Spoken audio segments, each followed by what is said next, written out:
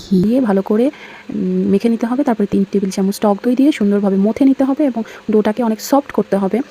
And then 20 মিনিটের জন্য একটা কাপড় বা ন্যাপকিন দিয়ে ঢেকে রাখতে হবে। 20 মিনিট পরে হাতের মধ্যে নিয়ে গোল গোল শেপ করে সুন্দর মতো বানিয়ে ফেলতে হবে। মাঝখানে একটু হাত দিয়ে শেপ করে দিবেন, তাহলে দেখতে সুন্দর করে একদম তেল মিডিয়াম হিটে রেখে আপনার ভাজতে ভাজতে 15-17 মিনিট টাইম লাগবে। গোল্ডেন ব্রাউন হয়ে গেলে বা আপনাদের যেমন কালার পছন্দ ঠিক তেমন যখন হয়ে যাবে, তখন সুন্দর করে সেগুলিকে বালুশাহিগুলিকে আমরা তেল থেকে উঠিয়ে তারপরে মিডিয়াম ফ্লেমে একদম কিন্তু ফ্রাই করতে হবে। তারপরে আমরা তৈরি করব শিরার জন্য পানিতে চিনি দিয়ে জাস্ট চিনিটা যখন গলে যাবে তখন একটু লেবু দিব যাতে স্টিকি না হয়ে যায়। তারপরে রসের মধ্যে দিয়ে দেবো বালুশাহিগুলি, কিছুক্ষণ রেখে উঠিয়ে মাওয়াতে গড়িয়ে নেব।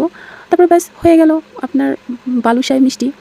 সুন্দরভাবে নিজের পছন্দ অনুযায়ী বাদাম দিয়ে আপনি সার্ভ করতে পারেন, আপনার যেমন পছন্দ ঠিক তেমনভাবে।